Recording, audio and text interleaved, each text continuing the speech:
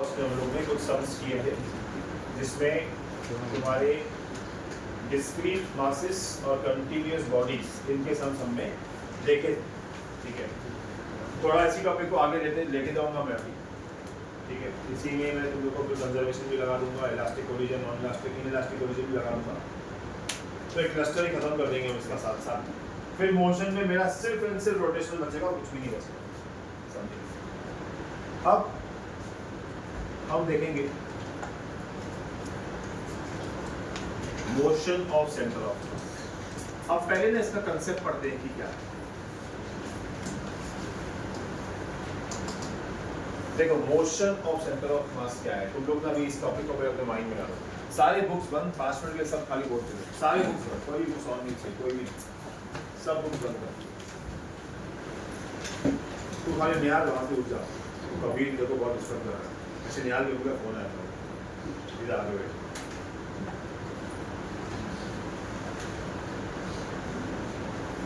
मैं इधर भी हो, कभी उसी गाने को भी बार बार बोल रहा, सटा लगा दो।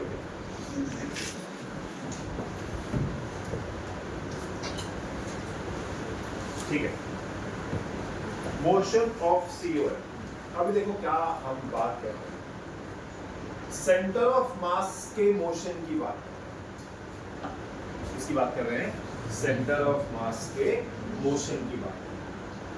इसका मतलब हम यहाँ पे समझेंगे आज शिफ्ट ऑफ COM पॉसिबल है या नहीं।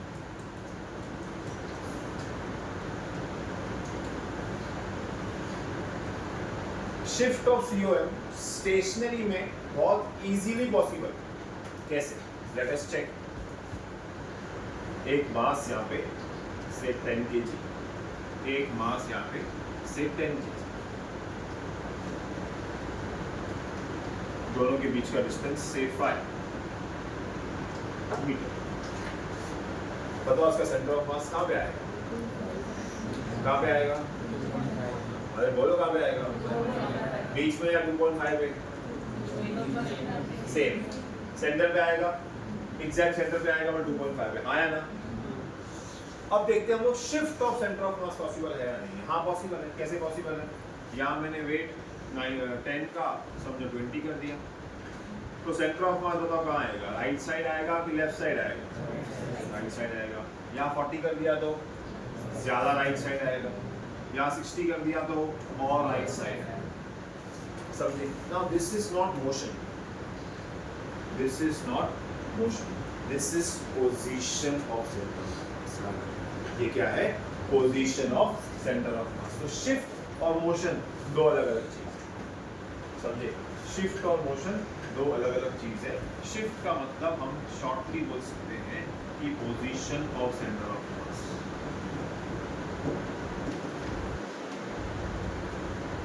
ठीक है, चलो अब हमें ये देखना है कि क्या जब हम मूव कर रहे हैं, चल रहे हैं, तो सेंटर ऑफ मास का मोशन, जब मैं मोशन बोल रहा हूं तो मैं सेंटर ऑफ मास की वेलोसिटी और एक्सेलरेशन की बात कर रहा हूं।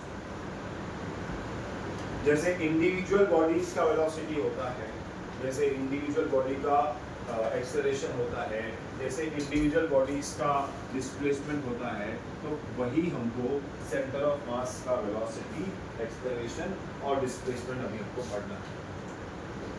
जैसे लॉज ऑफ मोशन हमने किया, वैसे मोशन ऑफ COM अभी हम पढ़ेंगे। समझे? इसमें ये 3 चीजें बहुत इंपॉर्टेंट है। अब इन 3 चीजों के लिए पहले हमको हमारे बेसिक्स बहुत ज्यादा रिवाइज करनी पड़ेगी। बेसिक्स में हमने एक फॉर्मूला देखी थी जो थी centre of mass of x axis, which was, उसका फॉर्मूला क्या है?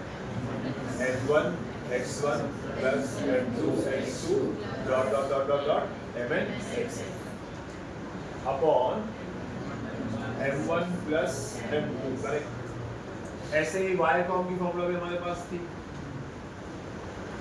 n1 y1 plus m2 y2, अगर दो बॉडी के लिए रहेंगे।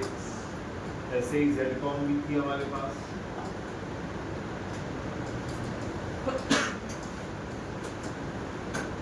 देखो ऊपर मैंने m1 प्लस m2 लिखा है, नीचे मैंने कैपिटल M लिखा है, बात एक ही।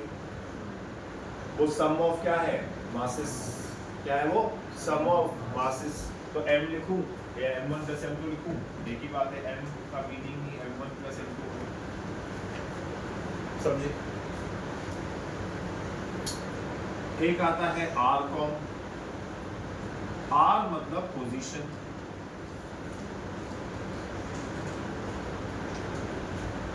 ये होता है m1 r1 plus m2 r2 upon m1 plus, ठीक है। पोजीशन मतलब एग्जैक्ट लोकेशन। अब इसका मीनिंग क्या हुआ पोजीशन का? फॉर एग्जांपल देखो, ये ग्राफ है, समझो मेरे पास एक पॉइंट है P, यहाँ पे P y एक्सिस पे यहाँ मार्क हो रही है, P x एक्सिस पे यहाँ मार्क हो रही है, तो ये हो जाएगा x, y, और इसकी पोजीशन ग्राफ में ये होता है आपका r, ये होता है आपका r, समझे। ओरिजिन से उसका एग्जैक्ट डिस्प्लेसमेंट या ओरिजिन से उसका एग्जैक्ट पोजीशन, हम एक्सिस में बात नहीं कर रहे हैं, ये भी राइट है, मैं उसको क्या बोलता हूँ, पोजीशन में ये भी आता है, एंगल भी आता है, दोनों। मैं बोलता हूँ कि सर मुझे P तक जाना है, ठीक है, अगर तू ओरिजिन से जा रहा है तो x एक्सिस में x जा, फिर परपेंडिकुलर y एक्सिस में y जा, तो P तक पहुंच जाएगा। या तो एक काम कर, ओरिजिन से थीटा एंगल देख और r डिस्टेंस चला जा, तो भी एक ही बात है, हम दोनों केस में P तक पहुंचेंगे, समझे। तो r होता है पोजीशन या डिस्प्लेसमेंट बोलते हैं फ्रॉम द ओरिजिन। उनको पता होगा कि सेंटर ऑफ मास हम लोग हर बार ओरिजिन लेके करते हैं, विद रिस्पेक्ट टू ओरिजिन करते हैं, जिसको ओरिजिन पकड़ते थे उसका डिस्प्लेसमेंट क्या पकड़ते थे, 0 पकड़ते, ठीक है। अब इसी फॉर्मूला को थोड़ा कैरी फॉरवर्ड करता हूं मैं यार, तुम लोग ऐसे अपने माइंड में बिठा के रखो कि जब मैं r कॉम की बात कर रहा हूं तो मैं डिस्प्लेसमेंट की बात कर रहा हूं,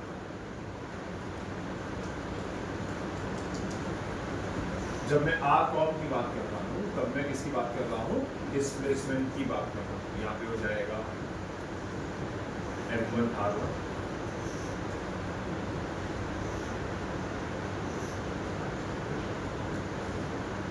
m2 r2 mn r upon m1 plus m2 plus mn, समझे। ये किसी भी सेंटर ऑफ मास का पोजीशन हो गया या डिस्प्लेसमेंट हो गया। r क्या हो गया बताओ, बोलो। r इज द पोजीशन और displacement of centre of mass, बोलो। r इज द पोजीशन और displacement of centre of mass, वापस बोलो। r इज द पोजीशन और displacement of centre of mass, आएगा यार, ठीक है। आ जाओ, अब हम देखते हैं इसकी वेलोसिटी। अब जनरल टर्म में वेलोसिटी v होता है और वेलोसिटी की फॉर्मूला होती है displacement upon time. General term में इसकी फॉर्मूला क्या होती है, डिस्प्लेसमेंट अपॉन टाइम। ध्यान, अगर तुम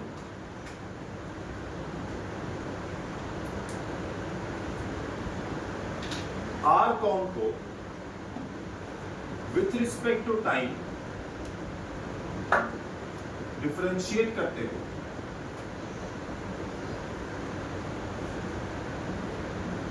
तो आपको वेलोसिटी की वैल्यू मिलेगी। क्या मिलेगी, वेलोसिटी की वैल्यू।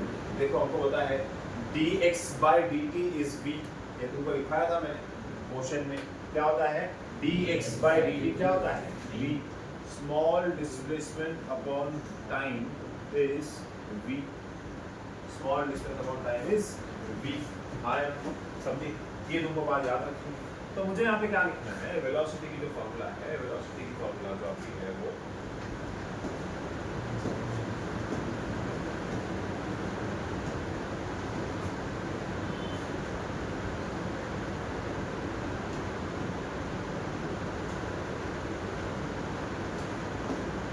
जो वेलोसिटी की फॉर्मूला है, वेलोसिटी की फॉर्मूला इसमें से कैसे बनेगी वो ध्यान रखिए। अगर तुम r कॉम को with respect to time differentiate करते हो तो आपको क्या मिलता है, v की वैल्यू। चलो फिर r कॉम को डिफरेंशिएट करते हैं। d d by d t of r com करना है। अब देखो ध्यान दो, अब मैं यहाँ पे एक करता हूँ, मैं एक sample d by d t of M1 r. ध्यान दो, आगे का तुम खुद ही समझ जाओगे, क्या सबका लॉजिक सेम है। अब डिफरेंशिएशन में M1 और R1, डिफरेंशिएशन में वही डिफरेंशिएट होता है जिसका टर्म विथ रिस्पेक्ट टू होता है, मतलब T वाले डिफरेंशिएट होंगे, नॉन T वाले डिफरेंशिएट नहीं। हालांकि यहाँ पे दोनों नॉन T, तो मैं क्या करता हूँ, M1 को, क्योंकि during the motion centre of mass अगर मूव करना है, during the motion mass will not change. ये बात नहीं करते, अभी नहीं करते, यहाँ पे देखो, during the motion mass will remain constant. Therefore, M1 d by dt R1, derivatives का रूल है, जो कांस्टेंट है वो डिफरेंशिएशन के बाहर आ जाता है। चलो, dr by dt, r मतलब यहाँ पे क्या है, डिस्प्लेसमेंट, और डिस्प्लेसमेंट अपॉन टाइम क्या होता है, वेलोसिटी। तो ये बन जाएगा M1, क्या बन जाएगा ये M1 v2। इसी तरीके से दूसरा क्या बनेगा M2 v2, उससे तीसरा क्या बनेगा M3 v3। तो क्या तुमको लगता है जब मैं dr com by dt करूंगा तो मुझे यहाँ पे v com मिलेगा? बोलो हाँ है ना, हाँ है ना, समझ में आया? नहीं समझा? समझा कि नहीं समझा? अगर मैं r com को डेरिवेट करूंगा तो मुझे क्या मिलेगा, v com। जैसे मैं dr1 by dt कर रहा हूँ तो v1 मिल रहा है, देखो dr1 by dt कर रहा हूँ तो v1 मिल रहा है, तो dr com by dt करूँगा तो क्या मिलेगा, v com मिलेगा। समझे? तो मैं क्या ऐसे एक पूरी फॉर्मूला लिख सकता हूँ कि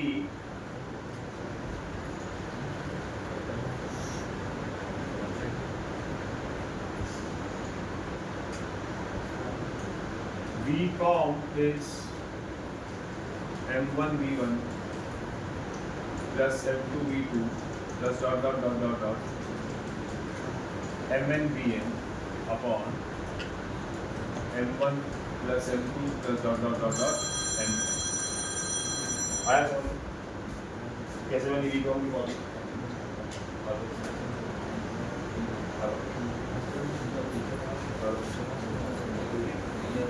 हेलो हेलो, बोलो, इसमें कोई डाउट? पूछो इसमें कोई डाउट? किसी को भी कोई डाउट इसमें? समझा वी कॉम कैसे आया? पीछे कोई डाउट? पीछे इधर, आगे समझो, आगे कोई डाउट? बोल बोल, कहाँ पे? हाँ, बच्चे बोल रहे हैं कि सर यहाँ पे कैसे करेंगे? यही बोल रहे हो? इसका डेरिवेटिव कैसे होगा? मास कांस्टेंट है, ये नहीं बोलना सर इसका डेरिवेटिव 0 होगा, ये नहीं बोलना इसका डेरिवेटिव 0 होगा। समझे? ठीक है? v com तुमको समझा कैसे निकला? m1 v1 m2 v2 m3 v3 dot dot dot dot mn vn upon m1 plus m2 plus m3 dot dot dot mn। समझे? तो आप लोग को मोशन में डिस्प्लेसमेंट की फॉर्मूला पहले ही बता दी, वेलोसिटी की फॉर्मूला आप तुम्हारे पास यहाँ पे आ गई। अब रहा acceleration. Can you predict what will be acceleration? m1 a1 plus m2 a2 plus m3 a3 dot dot dot dot mn an upon m1 plus m2 plus mn dot dot dot mn। ये हो गया तुम्हारा acceleration. अब ये notes में तुम लिख लोगे पूरा का पूरा, ये मैं लिखूंगा। ये है इसका स्लाइट इंट्रोडक्शन। अब तक हमने मोशन वगैरह को चालू नहीं किया। तो I show you one example कि मोशन ऑफ सीओएम एक्चुअली है क्या। समझे? मोशन ऑफ सीओएम एक्चुअली है। कुछ नहीं। तो velocity of centre of mass निकालने के लिए पूछेंगे या acceleration of centre of mass निकालने के लिए पूछेंगे और कुछ वो आपको पूछेंगे, समझे? तो यहाँ पे एक एग्जांपल है, या एक पॉइंट मैंने, ठीक है समझ बता दो, जगह नहीं लिखनी है, जगह नहीं लिखनी बता देते।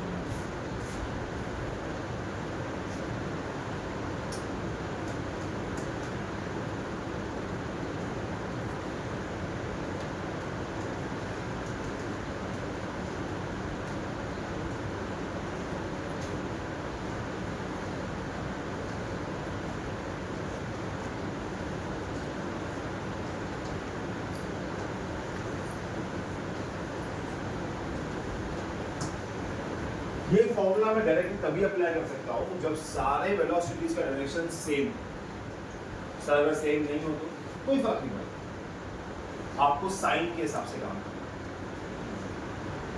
किसके हिसाब से काम करना है?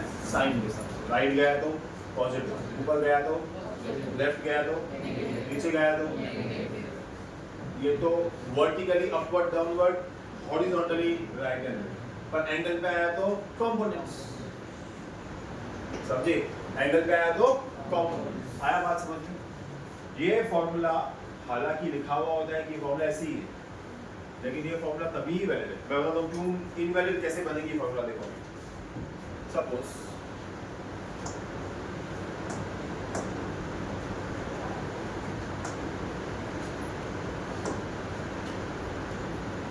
सपोज मैंने एक बॉल है, मास में या बॉल है M2, ये दोनों आपस में कनेक्टेड है। So this is a system of masses. System of masses.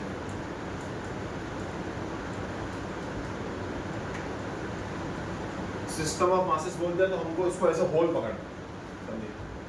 अब इसमें ये M1 यहाँ जा रहा है V1 वेलोसिटी से, M2 यहाँ जा रहा है V2 वेलोसिटी। अब मैं बोलूंगा कि मुझे COM चाहिए, वेलोसिटी का COM चाहिए, तो आप directly M1 V1 M2 V2 upon M1 plus M2 यहाँ पे नहीं लगा पाओगे। उसका रीजन ये है कि दोनों वेलोसिटी का डायरेक्शन सेम नहीं, समझे? तो आप क्या करो,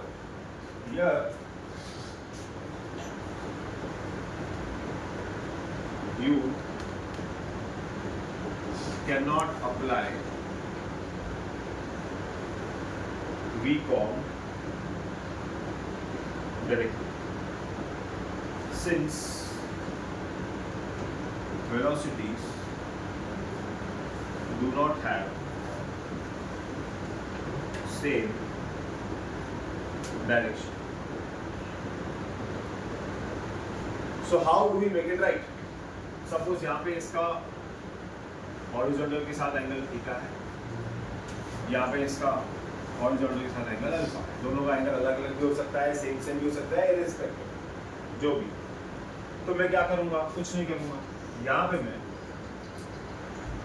V2 के दो कंपोनेंट बनाऊंगा, एक V2 cos अल्फा, एक V2 sin अल्फा। यहाँ पे V1 cos थीटा और V1 sin थीटा। अब मुझे दो ऐसे वेलोसिटीज है जिनका डायरेक्शन सेम मिल चुका है। ऐसे कौन से हैं दो वेलोसिटी? एक V1 cos थीटा, एक V2 cos। अब rather than applying M1 V1, I will apply M1 V1 cos theta plus M2 V2 cos alpha upon M1 plus M2 and V2 fine। समझा? ये पॉइंट जो मैंने यहाँ पे लिखी ना, इसकी बहुत इंपॉर्टेंस है। Only possible when all we have same लिखा ही नहीं है, same direction। और वी हैव सेम डायरेक्शन। अगर ये नहीं हुआ तो यहाँ पे बच्चे क्या गलती करेंगे, M1 V1 लगाएंगे, M2 V2 लगाएंगे, सीधा सीधा लगाएंगे और आंसर गलत करके आएंगे। समझे? ऐसा ऑप्शन भी अवेलेबल रहेगा तुम्हारे पास, लेकिन वो सही ऑप्शन नहीं है। यहाँ पे आपको उसकी हॉरिजॉन्टल वेलोसिटी चेक करनी है या वर्टिकल सेम मिली हो तो वर्टिकल चेक कर ले। पर वर्टिकल सेम नहीं मिली हम लोगों को, यहाँ पे हम लोग इसी तरह से फॉर्मूला लगा। Are you clear? ठीक है, सो कॉपी करो पहले सब लोग।